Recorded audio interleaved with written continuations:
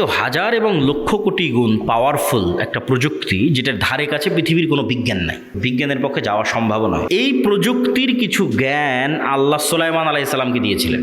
ওয়ামা উতিতু মিনাল ইলমি ইল্লা কালিলা। আল্লাহ অনেক অল্প জ্ঞান মানুষকে দিয়েছে। এই অল্প জ্ঞানের মধ্যেও এই টপ লেভেলের এই জ্ঞানটা সুলাইমান আলাইহিস সালামকে দেওয়া ছিল।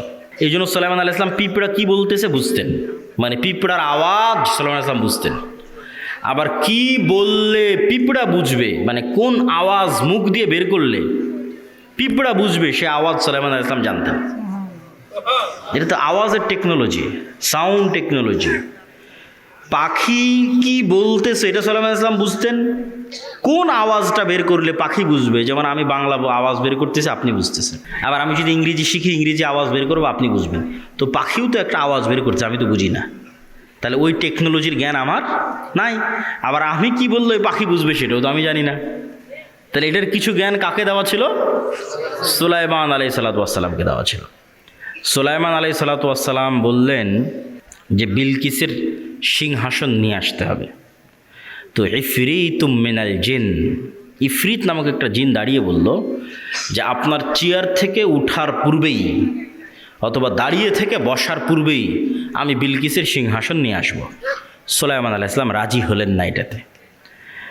তখন এমন একজন ব্যক্তি যাকে আল্লাহ জ্ঞান দিয়েছিল, এইভাবে বলা আছে কোরআনে, এটা কোরআনের আয়াত।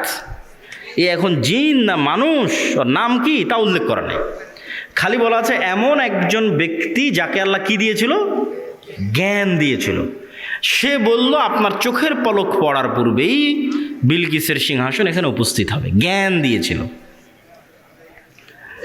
তো অনেক মুফাসসিরিনে কেরাম অ্যানালাইসিস করেছে, বিশ্লেষণ করেছে, এবং আমার কাছে মনে হয় হতে পারে, আল্লাহ ভালো জানে, জ্ঞান আল্লাহর কাছে, যে উনি বিশেষ কোনো জিকির জানতেন, যেই জিকির দিয়ে উনি চোখের পলকে সিংহাসনকে সেখান থেকে উঠিয়ে সুলাইমান আলাইহিস সালাতু ওয়াস সালামের সামনে পেশ করে দিয়েছেন। এটা হচ্ছে সাউন্ড টেকনোলজি, বিশেষ কোনো জ্ঞান আল্লাহ ওনাকে দিয়েছিলেন, যিনি বিলকিসের এই সিংহাসনকে সেখান থেকে উঠিয়ে নিয়ে যেতে চোখের পলকে। কিভাবে আনা যাবে, কোন প্রযুক্তিতে আনা যাবে, এটার জ্ঞান আল্লাহ তাকে দিয়েছিল। কোরআনে বলা আছে এমন একজন ব্যক্তি যাকে আল্লাহ জ্ঞান দিয়েছিলেন। তো আওয়াজ যে খুবই পাওয়ারফুল, আওয়াজ যে খুবই শক্তিশালী, তার দুটো উদাহরণ দিই। এক, আল্লাহ কিয়ামত কায়েম করবে আওয়াজ দিয়ে। ইসরাফিলকে রেডি করা আছে, সামনে বাঁশি আছে, বাঁশিতে ফু দিবে, আওয়াজ তৈরি হবে, আওয়াজে আসমান জমিন ভেঙে যাবে, আওয়াজে পাহাড় আকাশে উঠতে থাকবে, আওয়াজে চন্দ্র সূর্য নক্ষত্র রাজি ভেঙে চূর্ণ বিচূর্ণ হয়ে যাবে। কিয়ামত কায়েম হবে আওয়াজে। গেল এক, উদাহরণ নাম্বার এক। উদাহরণ নাম্বার দুই, কিয়ামতের পূর্বে যখন সবাই মারা যাবে, সবার মৃত্যু হবে, আরশ বহনকারী ফেরেশতার মৃত্যু হবে, জিবরাইল, মালাকুল মউত, সবার মৃত্যু হবে। মৃত্যু হওয়ার পর শুনশান নীরব পৃথিবী। ওয়ায়াবকা ওয়াজহু রাব্বিকা যুল জালালি ওয়াল ইকরাম কুল্লু মান আলাইহা ফান, সব শেষ হয়ে গেছে, শুধু মহান আল্লাহ রব্বুল আলামিন, রব্বুল ইজ্জাত, তিনি আছেন। কতদিন এভাবে থাকবে রব্বুল ইজ্জাত জানে, রব্বুল আলামিন জানে। তারপরে উনি যখন পৃথিবীর সব মানুষকে কিয়ামত কায়েম করতে চাইবেন, তখন ইসরাফিলকে জীবিত করে আবার ওই বাঁশিতে ফু দিতে বলবেন, সেখান থেকে একটা আওয়াজ তৈরি হবে, আওয়াজে দুনিয়ার সব মানুষ কবর থেকে উঠে কিয়ামতের মাঠের দিকে উলঙ্গ অবস্থায় দৌড়াতে থাকবে। তাহলে আওয়াজ কত পাওয়ারফুল, আওয়াজের ধরন কত পাওয়ারফুল হতে পারে যে আওয়াজে সব মানুষ জীবিত হয়ে যাবে, আওয়াজে আসমান জমিন ধ্বংস হয়ে যাবে। আওয়াজ যে শক্তিশালী, শব্দ যে শক্তিশালী, বাক্য যে শক্তিশালী, সাউন্ড যে শক্তিশালী, এর আরেকটা উদাহরণ দিয়ে এই পর্বের আলোচনা শেষ করি। আল্লাহ সুবহানাহু ওয়া তাআলা বলছেন ইউসাব্বিহু লিল্লাহি মা ফিস সামাওয়াতি ওয়া মা ফিল আরজ। এটা গায়েবের নিউজ, গায়েবে এটা চলতেছে, আমরা জানি না, আল্লাহ নিজে সংবাদ দিচ্ছে। সেটা কি? আসমান জমিন এবং তার মধ্যে যা কিছু আছে, এই টিস্যু হোক, আর এই পিরিচের প্লেট হোক, আর এই পোস্টার হোক, আর এই গায়ের জামা হোক, আর প্যান্ডেল হোক, আর এই মাইক হোক, আর মোবাইল হোক, এরা 24 ঘন্টা আল্লাহর তাসবিহ পাঠ করতেছে। আল্লাহু আকবার। আসমান এবং জমিনের মধ্যে যা কিছু আছে, কীট পতঙ্গ, পঙ্গপাল, জীব জন্তু, জানোয়ার, সব আল্লাহর তাসবিহ পাঠ করতেছে 24 ঘন্টা। তাহলে 24 ঘন্টা আল্লাহ তাসবিহ পাঠ করতেছে, মানে আওয়াজ বের হচ্ছে। নিশ্চিত থাকেন এগুলো থেকে আওয়াজ বের হচ্ছে, এগুলো থেকে আওয়াজ বের হচ্ছে। এবং এরা শুধু আওয়াজ বের করে না, এরা আওয়াজ বুঝে এবং শোনে। রাসূল সাল্লাল্লাহু আলাইহি ওয়াসাল্লাম বলতেছে, এই কে হইচই করে, কি সমস্যা? এত গুরুত্বপূর্ণ আলোচনা হচ্ছে, তার মধ্যে সমস্যা করলে হয়? এই পিরিচ আওয়াজ শুধু বের করতেছে না, আওয়াজ শোনে। রাসূল সাল্লাল্লাহু আলাইহি ওয়াসাল্লাম বলতেছে, মুয়াজ্জিন যখন আজান দেয়, যতদূর পর্যন্ত তার আওয়াজ যায়, প্রত্যেকটা জীব জন্তু, জড়বস্তু, জড় পদার্থ, কীট পতঙ্গ, পঙ্গপাল, ধূলিকণা, বালিকণা সব ওই আওয়াজ বুঝে কিয়ামতের মাঠে সাক্ষী দিবে। আল্লাহু আকবার। তাহলে আওয়াজের উপরেই সব দাঁড়িয়ে আছে। এরা 24 ঘন্টা তাসবিহও পাঠ করতেছে, আবার আপনি তাসবিহ পড়লে এরা বুঝতেও পারতেছে। আপনি সুবহানাল্লাহ বলবেন, এ বোঝে সুবহানাল্লাহ। আলহামদুলিল্লাহ বলবেন, এ বোঝে আলহামদুলিল্লাহ। আল্লাহু আকবার বলবেন, এ বোঝে আল্লাহু আকবার। এই জন্য জিকির খুবই পাওয়ারফুল। আর এই জন্য আল্লাহ সুবহানাহু ওয়া তাআলা উম্মতে মুহাম্মাদিকে যেই নিয়ামতটা দিয়েছেন, এটা পৃথিবীর সবচেয়ে শক্তিশালী। মুসা আলাইহি সালাতু ওয়াসসালামের লাঠি এবং ঈসা আলাইহিস সালাতু ওয়াসসালাম যে জীবিতকে মৃত করতেন আর অন্ধকে চক্ষুষ্মান করতেন, টাক মাথায় হাত দিলে চুল গজিয়ে যেত, এগুলো সবগুলোর চেয়ে পাওয়ারফুল হচ্ছে কোরআন। কেন মুসা আলাইহিস সালামের লাঠির চেয়ে তো পাওয়ারফুল? কেন এই কোরআন সরাসরি আল্লাহর নিজের আওয়াজ। বলেন আল্লাহু আকবার। আল্লাহর নিজের সাউন্ড, আল্লাহর নিজের শব্দ, আল্লাহর নিজের বাক্য। পৃথিবীতে থাকা একমাত্র কিছু যা ডাইরেক্টলি কানেক্টেড রব্বুল আলামিনের জাতের সাথে, একমাত্র। আর বাকি পৃথিবীর সব আল্লাহর সৃষ্টি। শুধু কোরআন সরাসরি আল্লাহর আওয়াজ, আল্লাহর সাউন্ড, যা আল্লাহর থেকে জিবরাইল আলাইহিস সালাম শুনেছে, জিবরাইল আলাইহিস সালাম থেকে মুহাম্মদ সাল্লাল্লাহু আলাইহি ওয়াসাল্লাম শুনেছে, তার কাছ থেকে আমরা শুনেছি। তাহলে উম্মতে মুহাম্মাদের উপর সবচেয়ে বড় নিয়ামত হচ্ছে কোরআন। আর এই জন্য সবচেয়ে বড় জিকির হচ্ছে কোরআন। সর্বশ্রেষ্ঠ জিকির হচ্ছে কোরআন তেলাওয়াত। কিন্তু এই কোরআন বুঝলে তো, মানলে তো উম্মতে মুহাম্মাদের মুক্তি হবে। কেউ বুঝেও না, কেউ মানেও না, হাফেজ হয়ে শেষ। তাহলে তো হবে না। শুধু কোরআন আরবিতে পড়া শিখে নিলাম দিয়ে শেষ না। কোরআনে আল্লাহ সুবহানাহু ওয়া তাআলা বোঝার জিনিস দিয়েছেন, চিন্তা করার জিনিস দিয়েছেন। এটা খুব জরুরি। তো আমাদের বক্তব্যের শেষ 2টা পয়েন্ট। আজকের অবশ্য সব আলোচনা আল্লাহর পথে যাত্রা এই বইয়ের মধ্যে আছে। এই বইটা প্রত্যেক মসজিদ, মাদ্রাসায়, স্কুল, কলেজে প্রতি সপ্তাহে অন্তত একদিন সাপ্তাহিক দার্সের অন্তর্ভুক্ত করা উচিত। পাঠচক্র, তালিমি বৈঠকের অন্তর্ভুক্ত করা উচিত। তবে বইটা আজকে নাই, এর আগের প্রোগ্রামই শেষ হয়ে গেছে। আজকে মনে হয় শুধু 2-3টা বই আছে, তার মধ্যে এই উপদেশ একটা, আর কি আছে, আর ফতোয়া সিরিজ একটা। শুধু 3-4টাই বই আছে, উপদেশ 2-3টে আর ফতোয়ার একটা। আগের প্রোগ্রামে সব বই শেষ হয়ে যাওয়াতে আমরা এখানে নিয়ে আসতে পারিনি। তবে কোনো বই না নিলেও আল্লাহর পথে যাত্রা এই বইটা অনলাইনে অর্ডার দিয়ে হলেও, জামিয়া সালাফিতে যোগাযোগ করে হলেও প্রত্যেক মসজিদে, মাদ্রাসায়, ব্যক্তিগত বাড়িতে, পরিবারে একটা করে রাখা উচিত। এটা ঈমান বিল গায়বে ইয়াকিন তৈরি করার জন্য। শেষ 2 পয়েন্ট।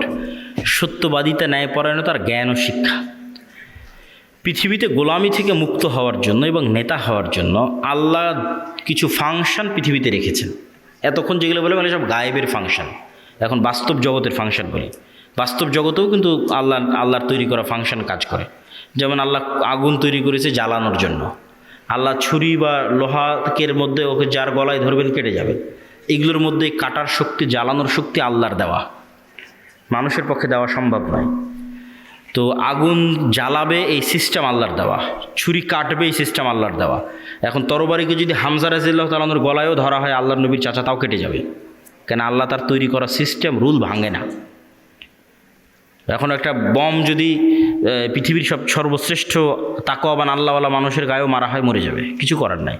তো মদিনায় যদি অর্থনৈতিক সকল লেনদেনের কন্ট্রোল ইহুদিদের হাতে থাকে, তাহলে মুহাম্মদ সাল্লাল্লাহু আলাইহি ওয়াসাল্লাম পুরো মদিনার যে রাষ্ট্রীয় ক্ষমতা সেটা কন্ট্রোলে নিতে পারবে না। অর্থনৈতিক মুক্তি ছাড়া সম্ভব হয় না।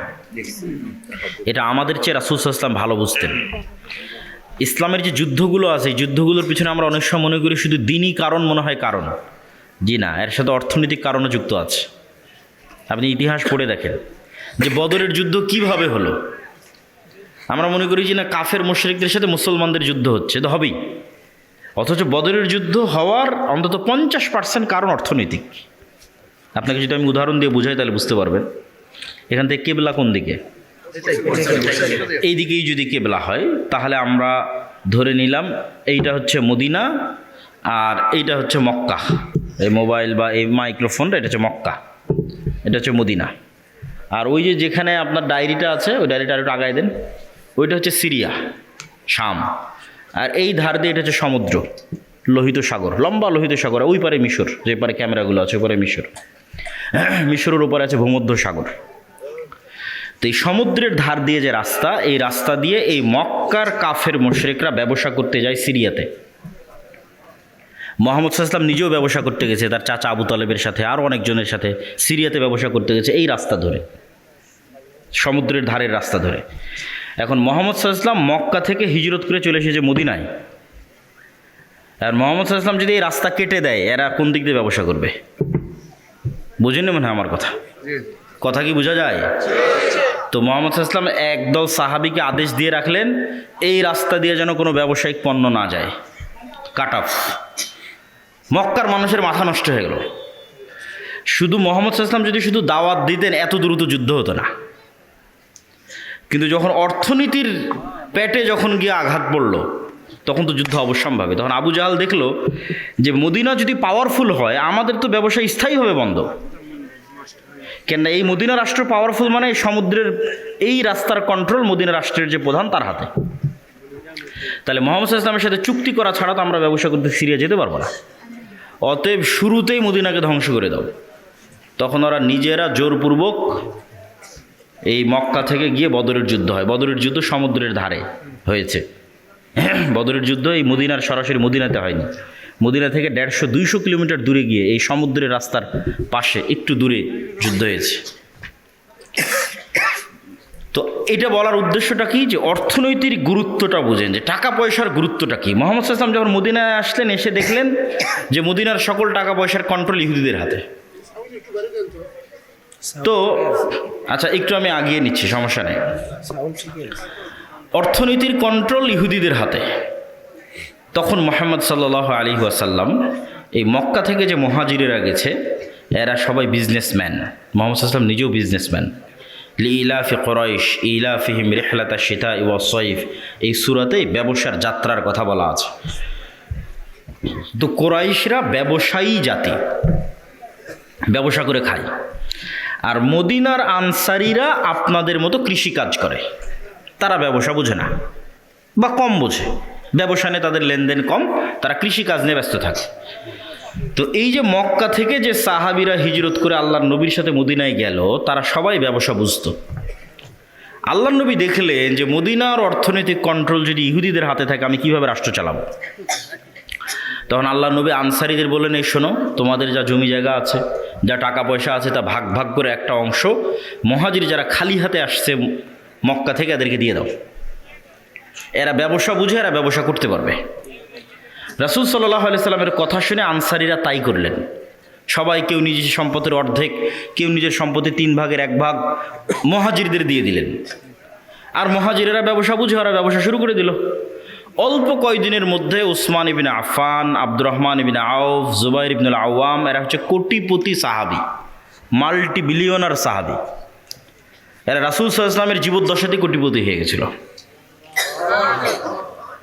তো এরা যদি কোটিপতি না হতো, তাহলে ওই মদিনার অর্থনীতির কন্ট্রোল কাদের হাতে থাকতো? ইহুদিদের হাতে। এখন কি সমস্যা হতো, খালি একটা উদাহরণ বলি। মদিনায় গিয়ে যখন প্রথম রাসূল সাল্লাল্লাহু আলাইহি ওয়াসাল্লাম মসজিদে নববী তৈরি করে, তখন মসজিদে নববীর সামনের কুয়ার মালিক ইহুদি। সামনের কুয়ার মালিককে ইহুদি। আজকেও সৌদি আরবের সবচেয়ে বড় সমস্যা পানি। আজ থেকে 1400 বছর আগে তাহলে কত সমস্যা হতে পারে পানি নিয়ে। তো এখন এই মসজিদে নববীতে যারা সালাত আদায় করতে আসবে, এদের উজু করা লাগবে। তো উজু করতে এদের অনুমতি নিতে হবে কার? ইহুদির। তাহলে মাথাটা নত কার হচ্ছে? মুহাম্মদ সাল্লাল্লাহু আলাইহি ওয়াসাল্লামের। নত হচ্ছে না যে ইহুদি, তোমার এখানে আমার উম্মত উজু করবে, একটু অনুমতি দাও। তাহলে অর্থনৈতিক মুক্তি ছাড়া মাথা উঁচু হয় না।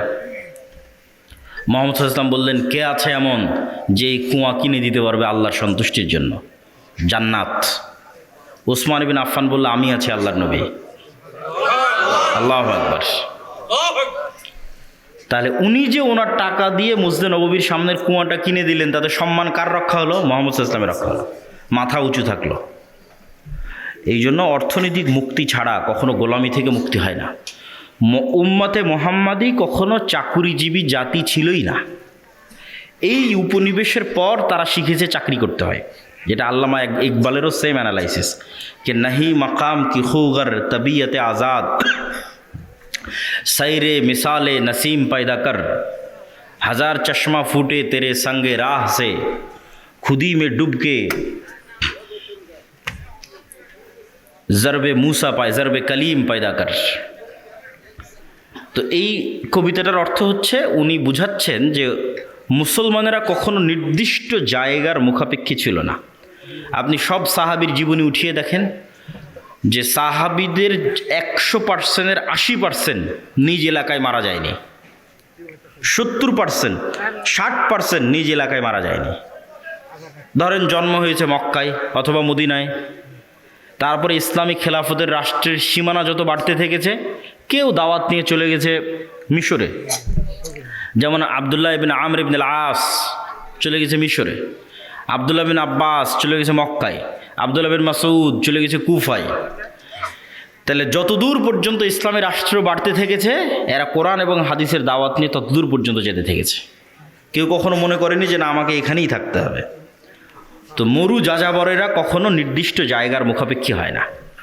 আর মুসলমানেরা ব্যবসায়ী জাতি, যতদূর পর্যন্ত ইসলাম গেছে তার 50% যদি হয় যুদ্ধ, তো 50% ব্যবসা।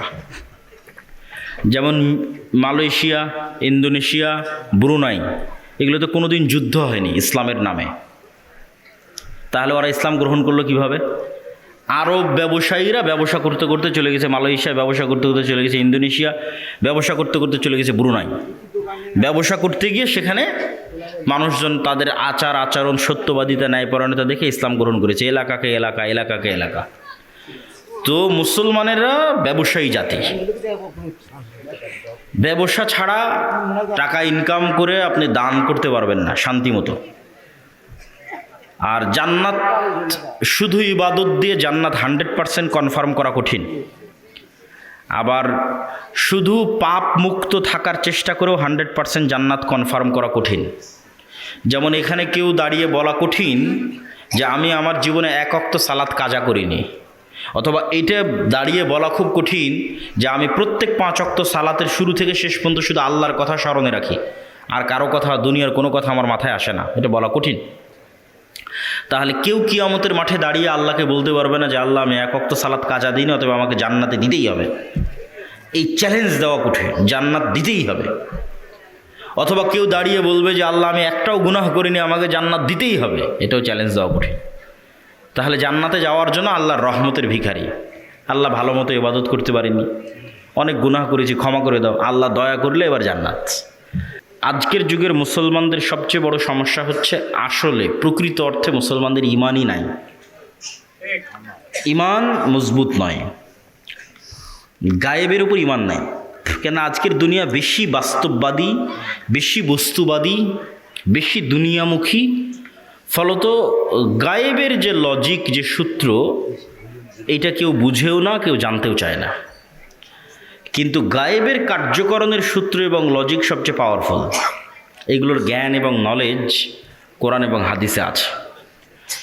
যেমন কিছুক্ষণ আগে দানের কথা বললাম, ওইটার সাথে একটা সূত্র দেখেন, A+B² মতো সূত্র, যে দুনিয়ার লজিকে আমি যদি ধরেন পকেটে আমার 1000 টাকা থাকে, তাহলে 1000 টাকা থেকে যদি আমি 500 টাকা দান করি, এই যে 1000 টাকা, এখান থেকে 500 টাকা যদি দেই আপনাকে, তাহলে 500 টাকা দুনিয়ার কাগজে কলমের হিসাবে কমে গেল। কিন্তু সাথে সাথে এইটার সাথে সাথে গায়েবের অদৃশ্য লজিকে প্লাস হয়ে গেল। এটা সূত্র, এটা গায়েবের সূত্র। এই প্লাসের প্রভাব 5 বছর পর দেখা যাবে, 10 বছর পর দেখা যাবে। ঠিক আমি একজনকে 1000 টাকা কর্জ দিলাম, তার সাথে 1100 টাকা সুদ হিসেবে নিলাম। দুনিয়ার হিসেবে 100 টাকা অতিরিক্ত দেখাচ্ছে, কিন্তু গায়েবের লজিকে ওখানে 100 টাকা কমে গেছে। কিন্তু ওই 100 টাকা যে কমে গেছে, এটার প্রভাব 5 বছর 10 বছর পর দেখা যাবে। এগুলো গায়েবের সূত্র। এই গায়েবের সূত্রগুলোর উপর, গায়েবের অস্তিত্ব এবং বাস্তবতার উপর মুসলমানদের ঈমান নাই। যেমন ফেরেশতা, ফেরেশতারা কোথায় যায়, কি করে, ঠিক আছে, আপনার বাড়িতে নূর আছে কিনা, আপনার বাড়িতে শয়তান আছে না ফেরেশতা আছে, আপনার কলবে নূর আছে কিনা, এগুলো সব গায়েব, এগুলো কিন্তু দেখা যায় না, এগুলো গায়েবের জগৎ। কিন্তু এই প্রত্যেকটার বর্ণনা কোরআন এবং হাদিসে আছে। ওইটার উপর আপনার ঈমানের মাত্রা কোন লেভেলে, সেটার উপর নির্ভর করবে আপনি গোলামি থেকে মুক্তি পাবেন কিনা। ঠিক গায়েবের আর একটা বড় অংশ হচ্ছে পরকাল, জান্নাত, জাহান্নাম, বারজাখি জীবন, এগুলো গায়েব। প্রত্যেক জগতের পরবর্তী জগতের কিছু আলামত পূর্বের জগতে থাকে। যেমন আমাদের পরের জগৎটা হচ্ছে বারজাখি জগৎ। তো বারজাখি জগতের কিছু চিহ্ন ওটা গায়েব, ওই গায়েবের জগতের কিছু চিহ্ন এই জগতে আছে। সেটা হচ্ছে ঘুম। প্রতিদিন আমরা একবার করে বারজাখি জগতে চলে যাই বা বারজাখি জগতের একটা স্বাদ নিয়ে আসি। মৃত্যুর পরবর্তী জীবনটা ওই রকম, কিয়ামত হওয়ার আগ পর্যন্ত। এই জন্য ঘুমানোর সময় আমরা কি বলি যে আল্লাহুম্মা বিইসমিকা আমুতু, হে আল্লাহ আপনার নামে ঘুমাতে যাচ্ছি। জি না, এটার অনুবাদ হচ্ছে হে আল্লাহ আপনার নামে মৃত্যুবরণ করতে যাচ্ছি, মরতে যাচ্ছি। ঠিক পরের দিন সকালে যখন ঘুম থেকে উঠি তখন কিন্তু এটা বলা নাই যে আল্লাহ আপনার রহমত আপনার দয়া ঘুম থেকে উঠলাম। জি না, আহইয়ানা বাদামা আমাতানা, হে আল্লাহ মরে গেছিলাম, মরা থেকে বেঁচে উঠলাম। কি অনুবাদ দেখেছেন? দোয়ার অনুবাদ কি ভয়ঙ্কর, যে হে আল্লাহ মরে গেছিলাম, মরা থেকে সকালবেলা বেঁচে উঠলাম। তাহলে ওই যে মারা গেছিলাম রাতের বেলা, এটাই বারজাখি জগতের হালকা স্বাদ পরের জগতে। মানে আপনার মরার পরে কি হবে, ওই গায়েবের জগতের কিছু আলামত এই জগতে আপনি প্রতিদিন দেখতে পাচ্ছেন। এখন যারা ঘুম চলে গেছে এদের মধ্যে একদল মানুষের স্থায়ী মৃত্যু হয়ে যাবে ঘুমের মধ্যে, কেন আল্লাহ সুবহানাহু ওয়া তাআলা প্রত্যেক ঘুমন্ত বান্দার রূহকে তার নিকটে টেনে নেন। প্রত্যেক ঘুমন্ত বান্দার পবিত্র কোরআনের আয়াত, যাদের যাদের বাঁচিয়ে রাখতে চান তাদের রুহগুলো আবার ফেরত দিয়ে পাঠান যখন তারা ঘুম থেকে ওঠে। তো রুহ মানে হচ্ছে দেখা, শোনা এবং চিন্তা করার শক্তি, এটা রুহ থেকে আসা। এই জন্য আমরা যখন ঘুমাই তখন আমার দেখার শক্তিও নাই, আমার শোনার শক্তিও নাই, আমার চিন্তা করার শক্তিও নাই, তাহলে এখন আমার রুহ নাই। শরীরের সাথে একটা সম্পর্ক বজায় রেখে বের হয়ে গেছে, হালকা একটা সম্পর্ক বজায় রেখে বের গেছে। ওই সম্পর্কটা যদি আল্লাহ কাট করে দেয় এটা স্পট ডেড, আর উঠতে পারবে না পরের দিন সকালে। কিন্তু রুহের প্রকৃত কাজ হচ্ছে দেখা, শোনা, চিন্তা করা, এটা রুহের প্রকৃত কাজ। ঘুমের সময় যখন এই কাজগুলো অফ হয়ে যায় তখন রুহ বের হয়ে যায়। ঠিক এবার বারজাখি জগতে যখন আপনি চলে গেছেন তখন পরের জগতের কিছু আলামত আপনি কবরের জগতে পাবেন। মানে পরের জগৎটা তো জান্নাত এবং জাহান্নাম, কিয়ামতের পরের যে জান্নাত জাহান্নাম। তখন কবরে থাকা অবস্থাতেই জান্নাতের মৃদু আবহাওয়া আসবে, তাহলে আলামত দেখাচ্ছে যে এর পরের যে জগৎ সে জগতে তুমি জান্নাতে যাবা, সেটার কিছুটা আলামত নেও। যেমন দুনিয়াতে থাকতে তুমি ঘুমের মাধ্যমে পরের জগতের কিছু আলামত নিতা, এখন তুমি বারজাখি জগতে আছো, এখানে থাকা অবস্থায় এর পরের জগতের কিছু আলামত নেও। যদি জাহান্নামের হয়, শাস্তিযোগ্য বান্দা হয়, তাহলে জাহান্নামের গরম বাতাস আসতে থাকে তার কবরে। সরাসরি কিন্তু ওকে জাহান্নামে দেওয়া হয়নি, সরাসরি জান্নাতে দেওয়া হয়নি, কিন্তু তার পরের জগতে কি হবে তার কিছু ফিলিংস সে ওখানেই পাচ্ছে। এবং মানুষের আমলের ধরন অনুযায়ী এই রূহগুলো বিভিন্ন পর্যায়ে থাকে, আমলের ধরন অনুযায়ী। যেমন যারা শহীদ তাদের রূহগুলো পাখি হিসেবে জান্নাতে উঠতে থাকে এবং খাবারও গ্রহণ করতে থাকে, ইউরজাকুন, রিজিক দেওয়া হয়। তাহলে যারা শহীদ হয়ে গেল এদের রূহ পাখি হিসেবে জান্নাতে উঠতেছে। এদের চেয়েতেও যারা শ্রেষ্ঠ, শহীদদের চেয়েতেও যারা টপ লেভেলের রূহ, তারা আল্লাহ সুবহানাহু ওয়া তাআলার আরশের নিচে ঝুলন্ত অবস্থায় থাকে বারজাখি জগতে। এদের চাইতেও যারা টপ লেভেলের শ্রেষ্ঠ তারা হচ্ছে নবীরা। তারা দুনিয়া থেকে মৃত্যুবরণ করেছে, কিন্তু নবীদের বারজাখি জগতের জীবনযাপন আরও উন্নত পর্যায়ের, মানে কোয়ালিটি আরও বেশি। কোয়ালিটিটা কেমন? রাসূলুল্লাহ সাল্লাল্লাহু আলাইহি ওয়াসাল্লাম যখন গেলেন প্রথম আসমান, দ্বিতীয়, তৃতীয়, চতুর্থ, পঞ্চম, ষষ্ঠ, সপ্তম সব আসমানে নবীদের সাথে কথা হয়েছে। তো নবীরা তো মরে গেছে দুনিয়াতে, তাহলে ওখানে কীভাবে কথা হচ্ছে? নবীদেরকে সাথে করে না সালাত কীভাবে হচ্ছে? তথা নবীদের বারজাখি জগতের যে জীবন, সেটা বারজাখি জগতে আর যত রূহ আছে তাদের চেয়ে টপ কোয়ালিটির জীবন, যেখানে ইবাদত করাও সম্ভব, যেখানে কথা বলাও সম্ভব। মুসা আলাইহিস সালাম তো কতদিন আগে মরে গেছে, কিন্তু মুসা আলাইহিস সালামের সাথে মুহাম্মদ সাল্লাল্লাহু আলাইহি ওয়াসাল্লামের দেখা হচ্ছে মেরাজের সফরে এবং কথা বলতেছে। তাই এটা হলো বারজাখি জগতের জীবন, যেটা কিয়ামতের পূর্ব পর্যন্ত এবং মৃত্যুর পরের। তাহলে এগুলো তো গায়েব। এই গায়েবগুলোর ওপর আপনার ঈমান, ইয়াকিন কোন পর্যায়ের, আপনি কোন জায়গা থেকে এগুলোর উপর ঈমান রাখেন? এগুলোকে আপনি চোখে দেখতে পাওয়ার মতো ঈমান রাখেন, না বাস শুনলাম দেখলাম শেষ? যতক্ষণ পর্যন্ত চোখে দেখতে পাওয়ার মতো ঈমান অর্জন এই জিনিসগুলোর উপর না হবে ততক্ষণ পর্যন্ত গোলামি থেকে মুক্তির রাস্তা তৈরি হবে না। এই জন্য ঈমান মজবুত করা সবচেয়ে জরুরি। আর যদিও আজকের দুনিয়ার বস্তুবাদী জগতে মনে হচ্ছে যে বস্তুবাদী জগতে কিভাবে গায়েবের উপর ঈমান রাখা যায়, কিন্তু আমি চিন্তা করে দেখলাম যে এই বস্তুবাদী জগতে গায়েবের উপর ঈমান মজবুত করার আরও বেশি রাস্তা তৈরি হয়েছে। আমার চিন্তা, আমি উল্টাভাবে চিন্তা করেছি যে মানুষ মনে করতেছে যে সে মোবাইলের আনন্দ বিনোদনের মধ্যে ডুবে যাচ্ছে, মদ জুয়া আড্ডা, পৃথিবীতে এমন কোনো গুনাহের রাস্তা নেই যেটা বর্তমানে উন্মুক্ত হয়নি, ফলত সে কীভাবে গায়েবের উপর ইয়াকিন রাখবে? গায়েবের তো কোনো আলামত কোথাও দেখাই যায় না। কিন্তু আমি চিন্তা করে দেখলাম যে না, আমরা আধুনিক যুগে যা যা ব্যবহার করতেছি তা আমাকে গায়েবের প্রতি ইয়াকিন তৈরি করতে আরও বাধ্য করা উচিত। কিভাবে আপনাকে বলি, আজ থেকে 100 বছর আগে এই সাঘাটার কোনো মানুষকে যদি এখন জীবিত করা হয়, 100 বছর আগে এই প্রোগ্রামে নিয়ে এসে বসানো হয় মুরব্বির জায়গায়, দিয়ে তাকে আমি বলবো যে মুরব্বি, আমি এখন যে কথা বলতেছি আমার এই কথাটা না 1000 কিলোমিটার দূরে আমেরিকাতে এখন বাজতেছে, এখন আমার এই কথা উড়ে গিয়ে আমেরিকাতে এখন বাজতেছে, কয়েক হাজার কিলোমিটার দূরে। মুরব্বি তো বিশ্বাস করতে পারবে না যে বলে এখানে, বলবে এখানে, বাজবে লন্ডনে সাথে সাথে, এ কেমনি সম্ভব? এ তো গায়েব। এটা কিন্তু 100 বছর আগে এটাই গায়েব, 100 বছর আগে এটাই গায়েব। অথচ আমি কথা বললে আমার এই কথা উড়ে আমেরিকা, পৃথিবী যেদিন সৃষ্টি হয়েছে সেই দিন থেকেই যায়। বুঝেন না মনে হয় আমার কথা? এটা মানুষ জানতো না। এটা তো আলোর গতির মধ্যে, আলোর মধ্যে ডাটা ট্রান্সফার হয়, এই জ্ঞান মানুষের ছিল না। কিন্তু ট্রান্সফার তো ভাই যেই দিন থেকে আল্লাহ পৃথিবী সৃষ্টি করেছে সেই দিন থেকেই হয়। মানে আমি এখান থেকে বলবো আর এটা আলোর গতির সাথে আমার এই কথা সারা পৃথিবীতে ঘুরতেছে, বা আলো যতদূর পর্যন্ত যাচ্ছে আমার এই কথা অতদূর পর্যন্ত যেতে থাকতেছে। এটা যেই দিন থেকে পৃথিবী আল্লাহ সৃষ্টি করেছে সেই দিন থেকেই হয়। তাহলে এটা আমাদের জন্য কি ছিল? গায়েব ছিল। বলেন তো এটা আমাদের জন্য কি ছিল? গায়েব ছিল, তখন জানতাম না। তাহলে এইটা যদি সম্ভব হয় যে কথা বলবো এখানে আর আলোর গতিতে সেই কথা গিয়ে বাজবে আমেরিকায়, এবং আমেরিকায় বসে মানুষ শুনতেছে, এখন লন্ডনে বসে মানুষ শুনতেছে, আপনারা টিভি মোবাইলে ব্যবহার করতেছেন, তাহলে এটা ব্যবহার করা অবস্থায় আপনি কিভাবে বিশ্বাস করতেছেন যে এই কথা আল্লাহ শুনতেছে না? বলেন আল্লাহু আকবার। আপনি মোবাইল ব্যবহার করা অবস্থায় মানুষ আপনার কথা শুনে নিচ্ছে মানুষের তৈরি করা যন্ত্র দিয়ে, আমার এখনকার কথা মানুষ শুনে নিচ্ছে ইংল্যান্ডে বসে থেকে, আমেরিকায় বসে থেকে, আর আমি বিশ্বাস করতেছি আরে আমি যে কথা বলছি এটা তো মনে হয় আল্লাহ শুনতে পাচ্ছে না।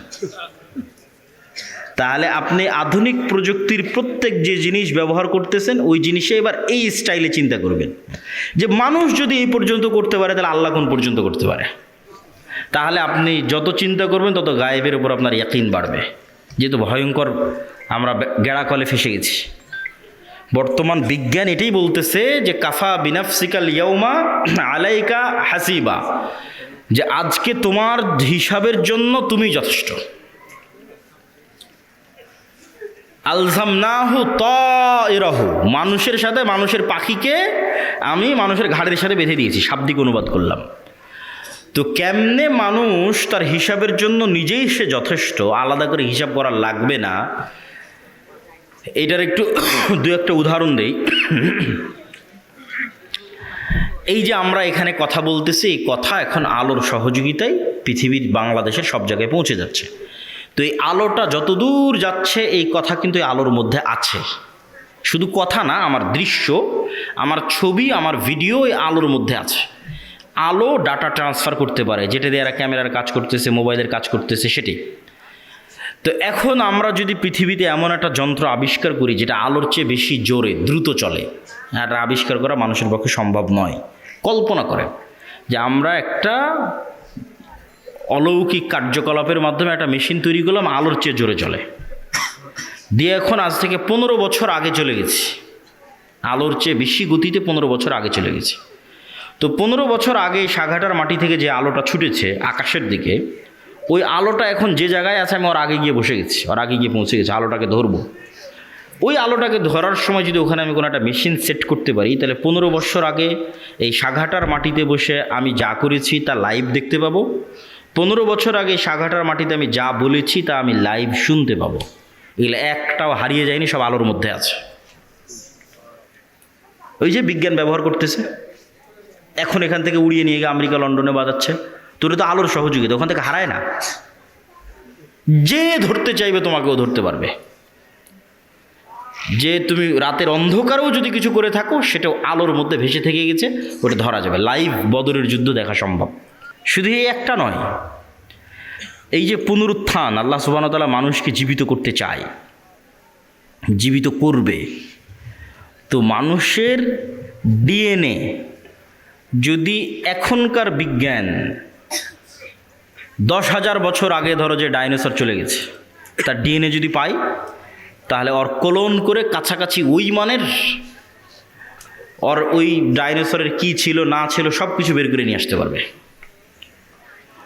তো মনে করো তুমি মাটির সাথে মিশে হারিয়ে গেছো, তোমার ওই যে হাড় আছে, ওইটা যদি বিজ্ঞানীরাই পায় আজ থেকে 20-50 বছর পর, ওখান থেকে যদি ডিএনএ বের করে নিয়ে আসতে পারে, হাড় বাদ দিলাম, তোমার চুলের 10 ভাগের 1 ভাগও যদি পাওয়া যায়, ওখান থেকে তোমার ডিএনএ যদি বের করা যায়, তাহলে ডিএনএ বের করলে তো যত দ্রুত এই সায়েন্স অগ্রগতি লাভ করতেছে, অদূর ভবিষ্যতে দেখবা যে তোমার ডিএনএ দিয়ে তোমার লিভার তৈরি করা যাচ্ছে, তোমার ডিএনএ দিয়ে তোমার কিডনি তৈরি করা যাচ্ছে, খালি রুহটা দিতে পারবে না। তাহলে বিজ্ঞানীরাই তোমাকে 10,000 বছর পর আবার বানাতে পারবে, খালি রুহটা দিতে পারবে না। তাহলে বিজ্ঞানীরাই যদি এই পর্যন্ত করতে পারে, তা আল্লাহ সুবহানাহু ওয়া তাআলা তোমাকে পুনরায় জীবিত করতে পারবে না? খুবই ভয়ঙ্কর। আল্লাহ সুবহানাহু ওয়া তাআলা অতি দ্রুত এবং অতি সহজে তোমাকে পুনরায় জীবিত করবে। এই জন্য মানুষের শরীরের সাথে মাটির প্রচণ্ড মিল আছে, প্রচণ্ড মিল আছে মানুষের শরীরের সাথে মাটির। আমরা যা খাবার খাই সব মাটি থেকে আসে, যা আমাদের পেটের মধ্যে ঢুকতেছে, এমন কোনো খাবার নাই যেটা তুমি মাটির সংস্পর্শ ছাড়া তৈরি করতে পারবা, আলোর সংস্পর্শ ছাড়া তৈরি করতে পারবা, পানির সংস্পর্শ ছাড়া তৈরি করতে পারবা, কিছু নাই। বলো কই আমি গরুর গোস্ত, তো গরু কি খায়? ঘাস খায়। ঘাস কোথায় হয়? মাটিতে হয়। কোনো খাবার নাই পৃথিবীতে যেটা ওখান থেকে আসতেছে না। তাহলে একটা কলা তৈরি হলো, মাটির কলার গাছ তৈরি হলো, কলার মধ্যে কি আছে? Magnesium, calcium. ওই সেম ম্যাগনেসিয়াম ক্যালসিয়াম তোমার শরীরের মধ্যে আছে। তাহলে ওই ম্যাগনেসিয়ামটা মাটির থেকে আসতেছে। তাহলে মাটির ম্যাগনেসিয়াম আর তোমার শরীরের ম্যাগনেসিয়াম সেম। আজকে আল্লাহ ওই কলা তোমার শরীরের মধ্যে দিয়ে এখানে কোষ তৈরি করতেছে, ব্লাড তৈরি করতেছে। এই কোষ, এই সেম ব্লাড ওই মাটির মধ্যেই তৈরি হয়ে যাবে। কেন? সেম জিনিস ওখান থেকে এখানে আসতেছে। শুধু আল্লাহ এই শরীরের উপযুক্ত করার জন্য গাছগুলোকে তৈরি করে দিয়েছে, যাতে সরাসরি মানুষ মাটি খেতে পারবে না, ওখান থেকে ওই মাটির রস শুষেনে যে কলা হবে সেটা মানুষ খেতে পারবে, ওইটা রস শুষেনে যে আম হবে সেটা খেতে পারবে। কিন্তু ওই আমের মধ্যে যে ভিটামিন আছে, ওই ভিটামিন মাটি থেকে এসেছে, ওইটা আমার সেম শরীরের মধ্যে আছে। তাহলে আমার শরীরের মধ্যে যা যা আছে তা মাটিতেও আছে। তাহলে মাটিতে সেল তৈরি করা মানে শরীরের কোষ তৈরি করা, মাটির মধ্যে কোষ তৈরি করা, মাটির মধ্যে ব্লাড তৈরি করা, এটা অনটুর ব্যাপার, সেকেন্ডের ব্যাপার। এই জন্য কবর থেকে মানুষ এভাবে তরতর তরতর করে তরতাজা গাছের মতো পরকালে কবর থেকে উঠে আসবে, মাটি থেকে উঠে আসবে। তো সম্মানিত উপস্থিতি, তাহলে আপনি গায়েবের ওপর যতক্ষণ ইয়াকিন তৈরি না করবেন ততক্ষণ আপনি সঠিক সিদ্ধান্ত নিতে পারবেন না। আপনার কাছে মনে হবে এই দুনিয়ায় আমার কাছে সব কিছু, অতএব আপনার সকল সিদ্ধান্ত হবে দুনিয়ামুখী। আর যখন আপনি মনে করবেন যে না, এই দুনিয়া আমার কাছে কিছুই নয়, আসলে আমার প্রকৃত বসবাসের জায়গা জান্নাত, অতএব আমাকে এখানে বসে থেকে জান্নাতে ঘর বানাতে হবে, আমাকে এখানে বসে থেকে জান্নাতের বাগানে গাছ লাগাতে হবে, আমার স্থায়ী থাকার জায়গা হচ্ছে জান্নাত। এই কল্পনাটা যেই দিন যত মজবুত হবে তত গোলামি থেকে মুক্তির রাস্তা সহজ হবে। এই কল্পনাটা মজবুত হওয়া জরুরি। আল্লাহ সূরা বুরুজের মধ্যে বলছেন, ওমা রাকামু মিনহুম ইল্লা ইউমিনু বিল্লাহিল আজিজিল হামিদ, যে সূরা বুরুজের ঘটনায় পুরো একটা এলাকার মানুষকে জ্বলন্ত আগুনে নিক্ষেপ করে দেওয়া হয়েছে। হয় ইমান পরিত্যাগ করো, না হলে আগুনে ঝাঁপিয়ে পড়ে মরে যাও। তো মা তার কোলের সন্তান সহ আগুনে ঝাঁপ দিয়ে পড়ে যাচ্ছে। এটা কেমনে সম্ভব? এটা সম্ভবের একটাই রাস্তা, ওরা যে আগুনে ঝাঁপ দিচ্ছে ওই আগুনকে ওরা নিশ্চিত জান্নাত মনে করতেছে। আর বাড়িতে ফিরে গেলে যে এসি ফ্রিজ ফ্যানের বাতাস আছে ওইটাকে ওরা নিশ্চিত জাহান্নামের আগুন মনে করতেছে। শুধু মনে করা নয়, ইয়াকিনের লেভেলে ওদের বিশ্বাস। ফলত ওরা আগুনে ঢুকতেছে না জান্নাতে ঢুকতেছে? জান্নাতে ঢুকতেছে। এইটা ছাড়া আপনি ঢুকতে পারবেন না, এই লেভেলের ইয়াকিন ছাড়া আপনি ঢুকতে পারবেন না। ওরা তো আগুনে ঢুকতেছে না, জান্নাতের মধ্যে ঢুকতেছে, দেখতে পাচ্ছে এটা জান্নাত। এই সেম পরীক্ষা তো দাজ্জালের পরীক্ষা এরকমই হবে। দাজ্জালের জান্নাত হবে জাহান্নাম, দাজ্জালের জাহান্নাম হবে জান্নাত। তাহলে আপনি যেদিন এই পরিমাণের কল্পনায় যেতে পারবেন যে আমার স্থায়ী শান্তিটা কোথায়, আমার স্থায়ী আরাম কোথায়, আমি যদি আজকে আমার বাপ মা থেকে আলাদা হয়ে যাই, আমি যদি আজকে আমার ছেলে মেয়ে থেকে আলাদা হয়ে যাই, আর যদি জীবনে কোনো দিন আমার বাপ মায়ের সাথে দেখা না হয়, আমার আর যদি জীবনে কোনো দিন ভাই বোনের সাথে দেখা না হয়, আমার যদি আর জীবনে কোনো দিন আমার আত্মীয় স্বজন পাড়া প্রতিবেশী ছেলে মেয়ে স্ত্রী পুত্রের সাথে দেখা না হয়, তাহলে এর চেয়ে কষ্টের পৃথিবীতে আর কিছু নাই। এটা তাহলে কোনো জীবনই হলো না।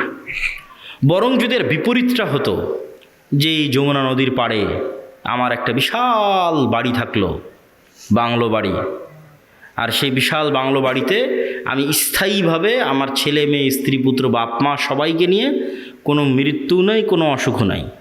ছোটোবেলায় যেরকম যমুনা নদী থেকে একটু গোসল করতাম, ওরকম মাঝে মধ্যে গিয়ে গোসল করে আসবো, একটু মাছ ধরতাম, মাঝে মধ্যে একটু মাছ ধরে আসবো, নৌকা চালাতাম, মাঝে মধ্যে একটু নৌকা চালিয়ে আসবো, আর এই জীবনটা পার্মানেন্ট।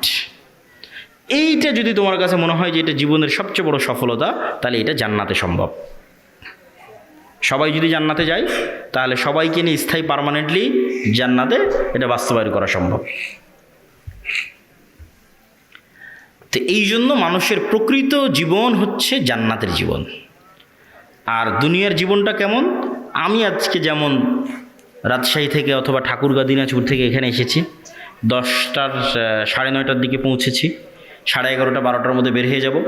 এইখানে যে আমি 1-1.5 ঘন্টা আছি, আর আপনারা যারা এখানে বক্তব্য শুনতে এসেছেন 1-1.5 ঘন্টা আছেন, এই 1-1.5 ঘন্টার সময় যেমন, এই পুরো 60 বছরের সময় তেমন।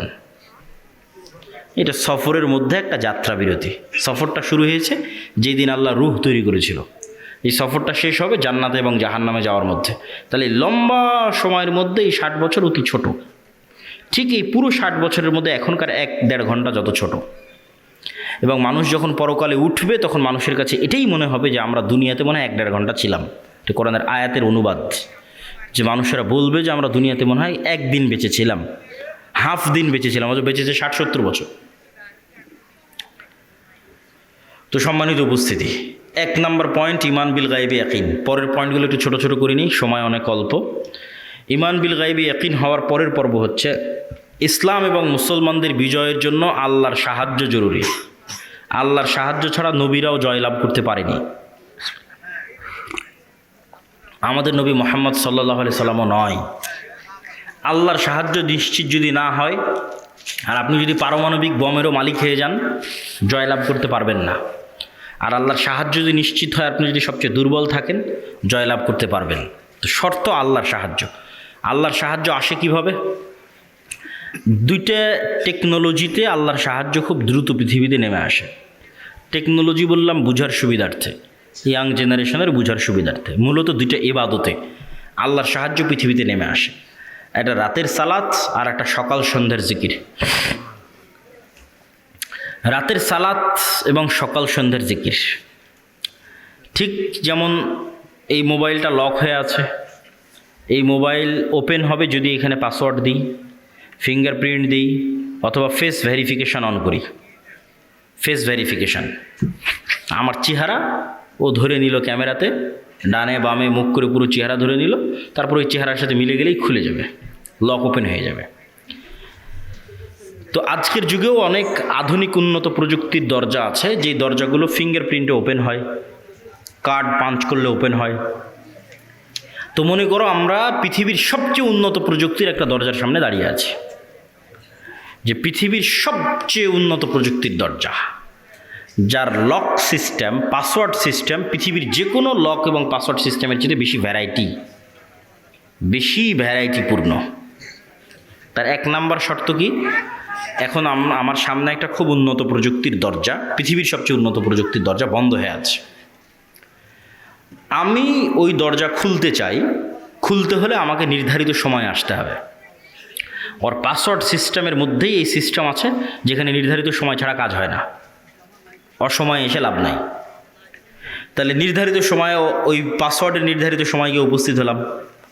পাসওয়ার্ডের 2 নম্বর শর্ত হচ্ছে যে ওখানে কিছু পিকচার ইনস্টল দেওয়া আছে, যেই পিকচারের সাথে যদি আমার পিকচার মিলে যায়, যেখানে দেওয়া ফরম্যাটের সাথে যদি আমার ফরম্যাট মিলে যায়, তাহলে অ্যাকসেপ্ট করবে। আর একটা জিনিস তার সাথে যুক্ত করা আছে, প্রত্যেক ফরম্যাটে একটা সাউন্ড আছে, মানে প্রত্যেক ফরম্যাটে কিছু সাউন্ড ওখানে সেভ করা আছে যেটার সাথে আমার সাউন্ড মিলতে হবে, তাহলে দরজা উন্মুক্ত হবে। তাহলে এখন আমরা নির্ধারিত সময় গিয়ে দাঁড়ালাম, এভাবে হাত বাঁধলাম, এটা একটা ফরম্যাট, একটা চিত্র ওখানে দেওয়া আছে। এই ফরম্যাটের সাথে ওখানে কানেক্টেড করা আছে আলহামদুলিল্লাহ রাব্বিল আলামিন আর রহমানুর রহিম, একটা আওয়াজ, সেম আওয়াজ হতে হবে সেম ফরম্যাটের সাথে। তারপরে রুকুতে চলে গেলাম, এটা একটা ফরম্যাটের একটা চিত্র, এটা ওই দরজাতে ইনস্টল করা আছে। ওখানে বললাম সুবহান রাব্বিল আযীম, এই আওয়াজটা ওই চিত্রে ওই ফরম্যাটের সাথে কানেক্টেড। তাহলে নির্ধারিত সময়ে গিয়ে নির্ধারিত পিকচার ফরম্যাট তৈরি করে নির্ধারিত আওয়াজ যখন আমি বলতে পারলাম তখন দরজাটা খুলে গেল।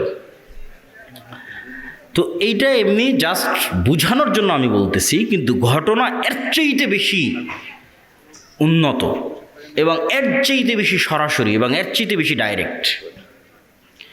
ইবনুল কাইয়িম রাহিমাহুল্লাহ বলছেন যে মানুষ যখন সালাতে দাঁড়ায় এবং চোখ সিজদার দিকে নিবদ্ধিত রাখে এবং অন্তর আল্লাহর সাথে কানেক্টেড রাখে, তখন আল্লাহ সুবহানাহু ওয়া তাআলা তার নূরের পর্দা সরিয়ে বান্দার মুখোমুখি হয়ে যান। তো এটাই ইবনুল কাইয়িম রাহিমাহুল্লাহ বলেছে। আমি এই জিনিসটাকে আরও সহজ করার জন্য আর একটা উদাহরণ দিই। আমি যে উদাহরণ দেবো ওইটার মতো তা কিন্তু নয়, কিন্তু এটা তার চাইতে আরও কত উন্নত সেটা একমাত্র আল্লাহ সুবহানাহু ওয়া তাআলা জানেন। সেটা আমার পক্ষে বলাও সম্ভব নয়, জানাও সম্ভব নয়, কিন্তু বোঝানোর সুবিধার্থে বলতেছি। আমরা অনলাইনে ক্লাস করি না? অনলাইনে ক্লাস করার সময় টিচার আসলো, জুমে লগ ইন করলো, আমিও জুমে লগ ইন করলাম। তো জুমে লগ ইন করার পর আমি এবং আমার টিচার দুইজনই ক্লাসে অংশগ্রহণ করেছি। তো আমরা যে ইন্টারনেট ব্যবস্থাপনার মাধ্যমে এবং যে মোবাইল ব্যবস্থাপনার মাধ্যমে সরাসরি আমার টিচারের মুখোমুখি হয়ে ক্লাস করতেছি, সালাত এই ইন্টারনেট এবং এই মোবাইলের যোগাযোগের চাইতে হাজারো কোটি গুণের লক্ষ উন্নত প্রযুক্তি আল্লাহর সাথে ডাইরেক্ট কানেক্ট করার, আল্লাহর সাথে ডাইরেক্ট মুখোমুখি হওয়ার, আল্লাহর সামনে ডাইরেক্ট উপস্থিত হওয়ার। তাহলে আল্লাহর সাহায্য পৃথিবীতে নেমে আসবে, এটার লক এবং পাসওয়ার্ড এই আল্লাহর সাহায্যের দরজা উন্মুক্তই হয় সালাত দিয়ে সাথে সাথে। এই জন্য রাসূলুল্লাহ সাল্লাল্লাহু আলাইহি ওয়াসাল্লাম সূর্যগ্রহণে সালাত আদায় করেন, চন্দ্রগ্রহণে সালাত আদায় করেন, বৃষ্টি প্রার্থনার জন্য সালাত আদায় করেন, জানাজার জন্য সালাত আদায় করেন। সালাত আল্লাহর সাথে ডাইরেক্ট কানেকশনের, পৃথিবীর আসমানি জগতের সাথে, গায়েবী জগতের সাথে, দুনিয়ার জগতের কানেকশনের মাধ্যম, যোগাযোগের মাধ্যম। এইটি দিয়ে আসমান থেকে সহযোগিতা নেমে আসে। এই জন্য রাসূল সাল্লাল্লাহু আলাইহি ওয়াসাল্লাম বদরের যুদ্ধের আগের দিন লম্বা রাতের সালাত আদায় করতেছেন। সবাই ঘুমিয়ে গেছে, উনি ঘুমাননি। আবু বকর রাদিয়াল্লাহু তাআলা ক্লান্ত হয়ে বলছেন, কাফাকা মুনাশাদাতাকা রাব্বাক, আরে আপনি নবী হয়ে এত বলা লাগে আল্লাহকে, এত লম্বা রাতের সালাত, এত লম্বা দোয়া। কিন্তু মুহাম্মদ সাল্লাল্লাহু আলাইহি ওয়াসাল্লাম খুব ভালো করে জানেন, আবু বকরের চেয়েও ভালো করে জানেন যে আসমান থেকে সহযোগিতা নামাতে হলে সালাতে দাঁড়াতেই হবে, আসমান থেকে সহযোগিতা নিয়ে আসতে হলে রাতে উঠতেই হবে। নির্ধারিত টাইমে, নির্ধারিত ফরম্যাটে, নির্ধারিত আওয়াজে, নির্ধারিত সিস্টেমে অন্তরকে আল্লাহ সুবহানাহু ওয়া তাআলার সাথে কানেক্টেড রেখে সালাতে দাঁড়াতে হবে, তাহলে আল্লাহ সুবহানাহু ওয়া তাআলার সাহায্য নেমে আসবে। এর বাইরে কোনো রাস্তা নাই। আর একটা ইবাদত যেটা দিয়ে আল্লাহ সুবহানাহু ওয়া তাআলার সাহায্য পৃথিবীতে নামে, সেটা বলে বক্তব্যের শেষের দিকে চলে যাব, সেটা হচ্ছে জিকির। সকাল সন্ধ্যার জিকির অথবা এমনিতেও জিকির। জিকিরকে সহজ করে বোঝানোর জন্য আমি বলি, ইয়াং জেনারেশনের বোঝানোর জন্য, সহজ করে বোঝানোর জন্য বলি যে এটা হচ্ছে সাউন্ড টেকনোলজি, শব্দ বা আওয়াজ ভিত্তিক একটা প্রযুক্তি। আমাদের আধুনিক সভ্যতা দাঁড়িয়ে আছে এই যে ক্যামেরা এবং মোবাইলের সভ্যতা দাঁড়িয়ে আছে আলোর ওপর, ওয়েভ তরঙ্গর উপর, যেটা প্রথমে তোমাদের বুঝালাম যে পুরো ইন্টারনেটের এই সভ্যতাটা দাঁড়িয়ে আছে, মোবাইলের এই সভ্যতা দাঁড়িয়ে আছে আলোর তরঙ্গের মধ্যে দিয়ে ডাটা ট্রান্সফার হয়। লিখলে ওখানে থাকে, ভিডিও দিলে ওখানে দেখা যায়, অডিও ভিডিও সবই ওই আলোর মধ্যে আছে, বাতাসের হাওয়ার মধ্যে আছে। ওটাকে ইউজ করে কাজে লাগানো, এটাই হলো আধুনিক সভ্যতার মূল ভিত্তি। তো আর একটা এর চেয়ে তো হাজার এবং লক্ষ কোটি গুণ পাওয়ারফুল একটা প্রযুক্তি যেটার ধারে কাছে পৃথিবীর কোনো বিজ্ঞান নাই, সেটা হচ্ছে সাউন্ড টেকনোলজি। বিজ্ঞানের পক্ষে যাওয়া সম্ভব নয়। এই প্রযুক্তির কিছু জ্ঞান আল্লাহ সুলাইমান আলাইহিস সালামকে দিয়েছিলেন। ওয়ামা উতিতু মিনাল ইলমি ইল্লা কালিলা, আল্লাহ অনেক অল্প জ্ঞান মানুষকে দিয়েছে, এই অল্প জ্ঞানের মধ্যেও এই টপ লেভেলের এই জ্ঞানটা সুলাইমান আলাইহিস সালামকে দেওয়া ছিল কিছু। এই জন্য সুলাইমান আলাইহিস সালাম পিঁপড়া কী বলতেছে বুঝতেন, মানে পিঁপড়ার আওয়াজ সুলাইমান আলাইহিস সালাম বুঝতেন। আবার কি বললে পিঁপড়া বুঝবে, মানে কোন আওয়াজ মুখ দিয়ে বের করলে পিঁপড়া বুঝবে, সে আওয়াজ সুলাইমান আলাইহিস সালাম জানতেন। এটা তো আওয়াজের টেকনোলজি, সাউন্ড টেকনোলজি। পাখি কি বলতেছে এটা সুলাইমান আলাইহিস সালাম বুঝতেন, কোন আওয়াজটা বের করলে পাখি বুঝবে, যেমন আমি বাংলা আওয়াজ বের করতেছি আপনি বুঝতেছেন, আবার আমি যদি ইংরেজি শিখি ইংরেজি আওয়াজ বের করবো আপনি বুঝবেন। তো পাখিও তো একটা আওয়াজ বের করছে, আমি তো বুঝি না, তাহলে ওই টেকনোলজির জ্ঞান আমার নাই। আবার আমি কি বললে পাখি বুঝবে সেটাও তো আমি জানি না। তাহলে এটার কিছু জ্ঞান কাকে দেওয়া ছিল? সুলাইমান আলাইহিসসালাতু ওয়াসসালামকে দেওয়া ছিল। সুলাইমান আলাইহিসসালাতু ওয়াসসালাম বললেন যে বিলকিসের সিংহাসন নিয়ে আসতে হবে। তো ইফরিতুম মিনাল জিন, ইফরিত নামক একটা জিন দাঁড়িয়ে বলল যে আপনার চেয়ার থেকে উঠার পূর্বেই অথবা দাঁড়িয়ে থেকে বসার পূর্বেই আমি বিলকিসের সিংহাসন নিয়ে আসব। সুলাইমান আলাইহিস সালাম রাজি হলেন না এটাতে।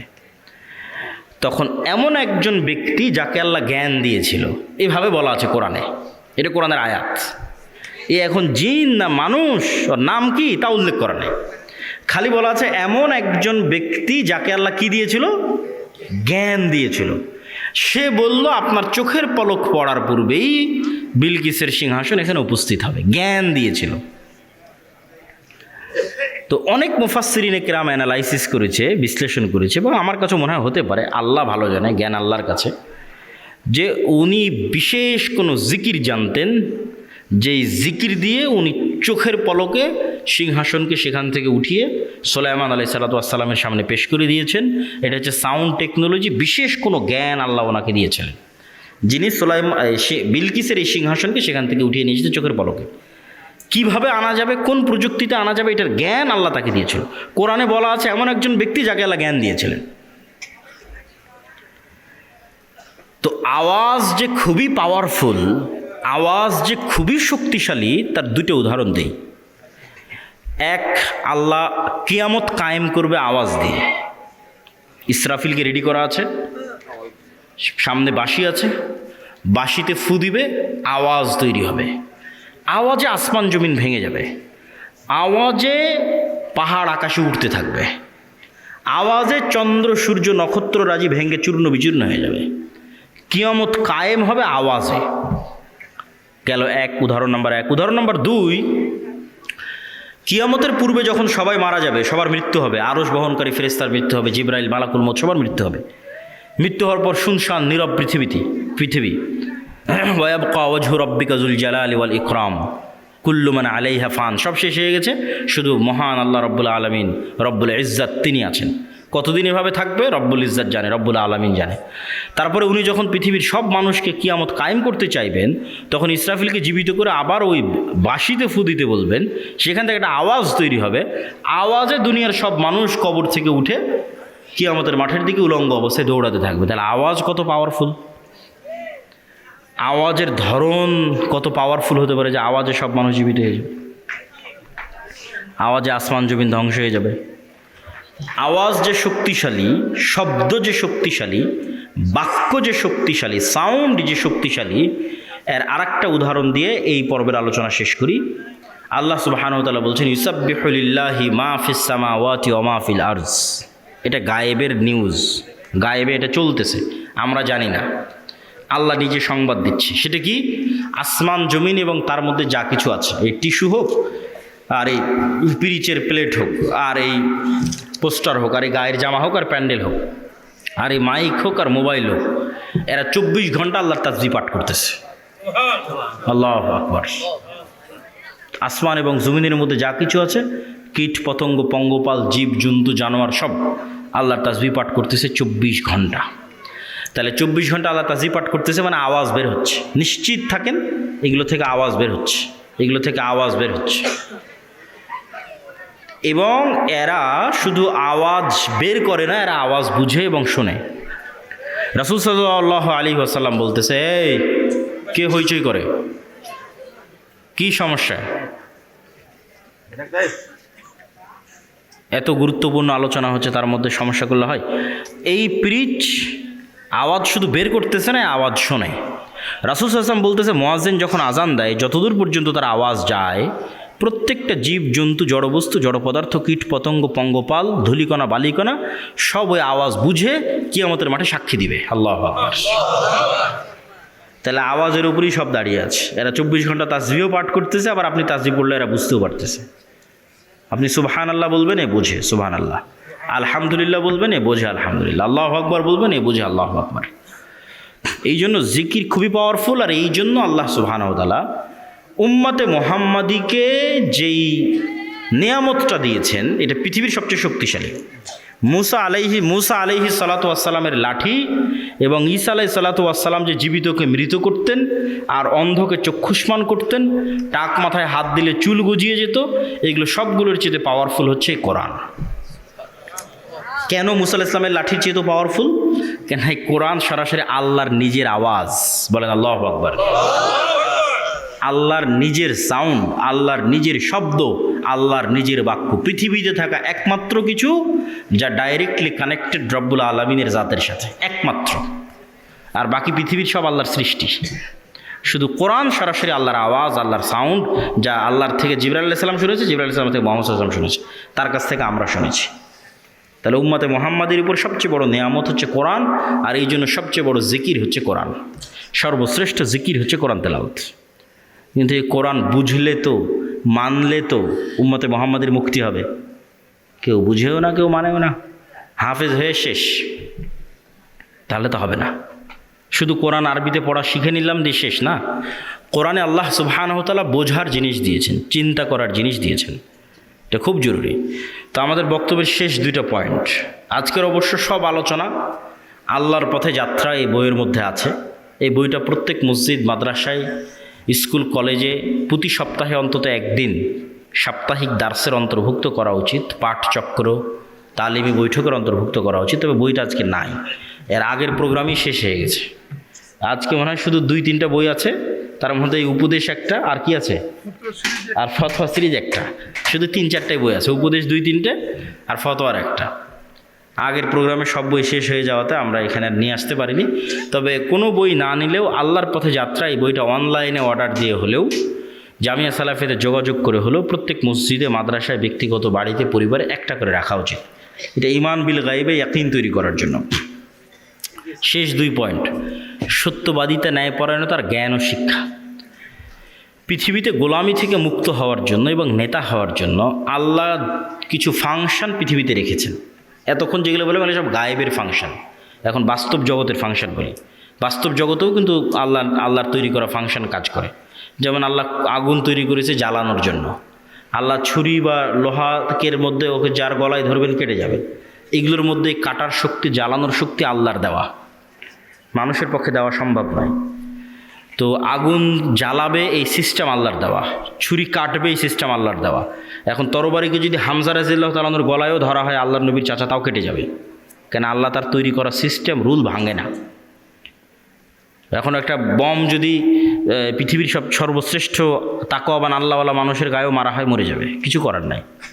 সিস্টেম ওয়ার্ক করবে, ফাংশন কাজ করবে।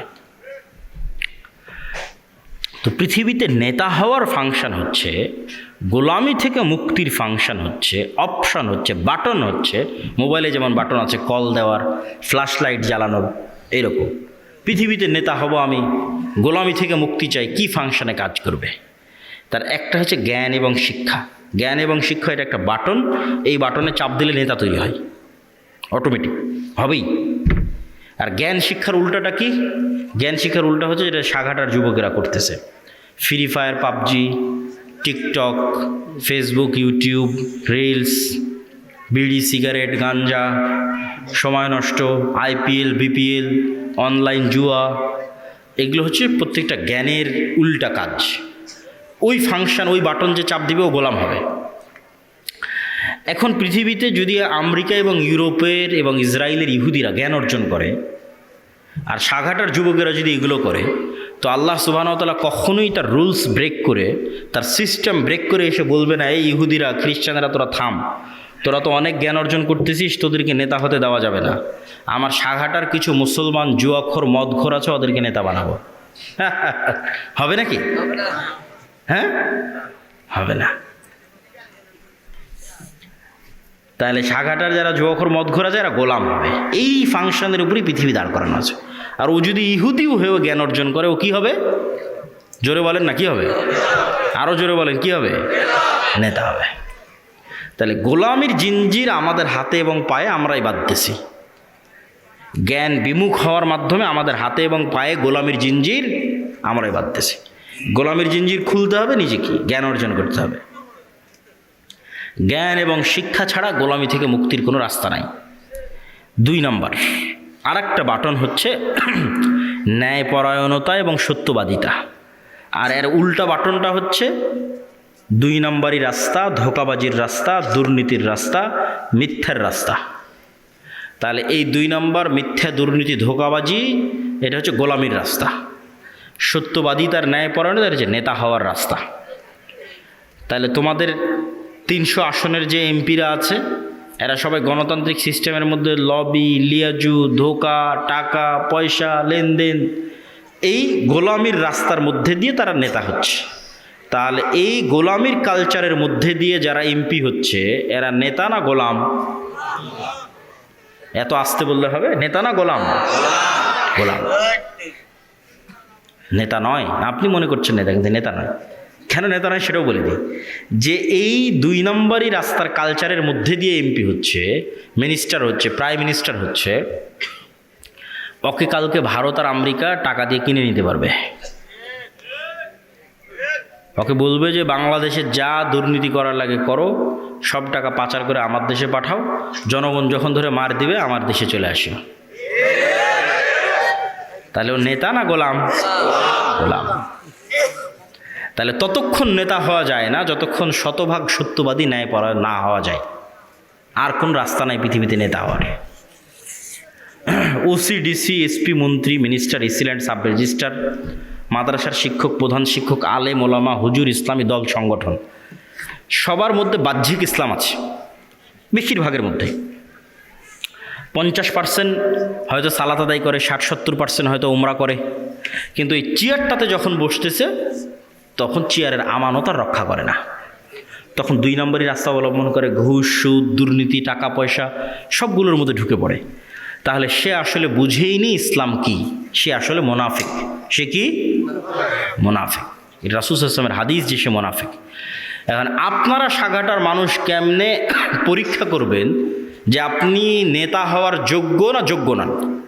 জ্ঞান আর শিক্ষার পরীক্ষা তো এমনি করতে পারবেন, জ্ঞান অর্জন শিক্ষার সাথে আছেন কিনা। ন্যায়পরায়ণতা, সত্যবাদিতার পরীক্ষা কেমনে করবেন?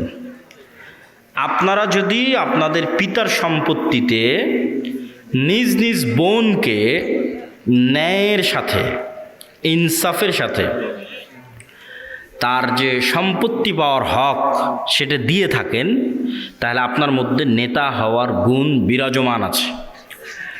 আর যদি না দিয়ে থাকেন, যমুনার চরেরটা বোনকে, আর যেটা বেশি দামি, রাস্তার পাশে উঁচু, সেটা নিজে, ভিটা বাড়ি নিজের, আর যেটাতে আবাদি হয় না, ডুবে থাকে 6 মাস, সেটা বোনের, অথবা দেনইনি বোনকে, তাহলে আপনার মধ্যে গোলামির স্বভাব বিরাজমান আছে। আপনিও গোলাম, আপনার পরবর্তী 14 পুরুষ পর্যন্ত গোলাম থাকবে। এবং আপনাকে যদি আমি আজকে বাংলাদেশের প্রধানমন্ত্রী বানিয়ে দিই, আপনি গত 16 বছরের চেয়ে বেশি দুর্নীতি করবেন।